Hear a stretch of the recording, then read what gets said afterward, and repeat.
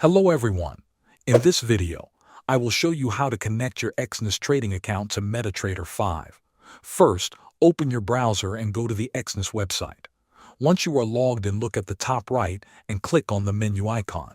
It may appear as 9 dots. Click on that and select Personal Area from the menu. Once you are inside the Personal Area, look for the Accounts tab. Inside this section, you will see a list of your trading accounts.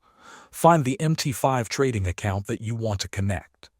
Next to that account, click on the Settings icon or 3 dots and select Account Information.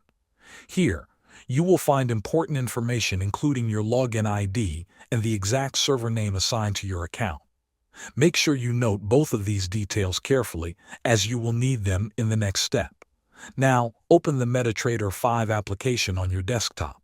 At the top menu, click on File, then select Login to Trade Account.